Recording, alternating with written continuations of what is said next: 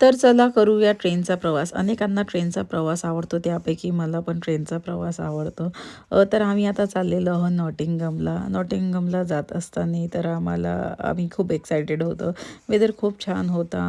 तर माझी एंजू खूपच एक्सायटेड होती. तर आता आम्ही बसलेलो आहो आमच्या सीटवर. तर तुम्हाला दाखवतो ट्रेन कशाप्रकारे सीट्स आहे, तिच्या सर्व्हिस आहे. तर खरंच अमेझिंग आहे हिचा ट्रेनचा प्रवास. मला तर वाटते प्रत्येकांना आवडेल. फ्लाईटपेक्षा तो एकदमच मस्त आहे. आणि खूप रश नसते तर सीट तर नक्की मिळून जाते.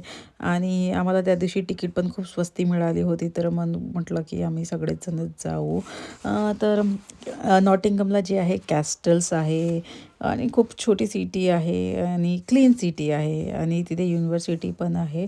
आणि तिथे मला इंडियन रेस्टॉरंट दिसले आणि खूप साऱ्या इंडियन्स गोष्टी दिसलेल्या. तर मला खरंच खूप चांगला वाटला. अगर सपोज दॅट इन फ्युचर मला नॉटिंगममध्ये रिलोकेट व्हायला मिळालं तर मी नक्कीच आवडेल मला.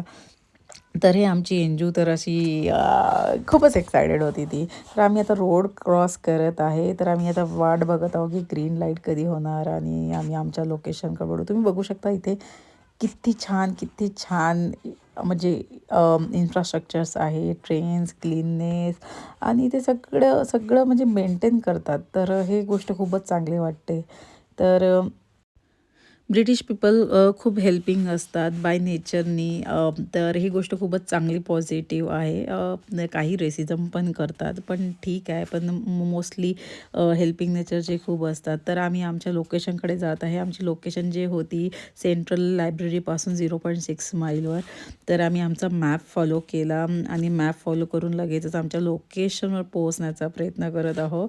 आणि लगेचच आमची 5:30ला अपॉइंटमेंट असली तरी इथे तर अपॉइंटमेंटचा म्हणजे जे टाईम दिला आहे त्या टाईमावरच पोचणं गरजेचं असते. अदरवाईज तुमची अपॉइंटमेंट होत नसते किंवा ते कॅन्सल होते किंवा तुम्हाला रिशेड्यूल करावं लागते. तर म्हणून आम्ही प्रयत्न करत होतो की लवकरात लवकर आमच्या लोकेशनवर पोहोचू आणि आमची अपॉइंटमेंट लवकरच झाली पाहिजे. आणि तुम्हाला कसा वाटला हा नॉटिंगम प्लेस तर नक्की मला सांगा. अगर तुम्हाला असेच व्हिडिओ आवडेल तर मी पुन्हा बनवेन. Thank you so much. Have a nice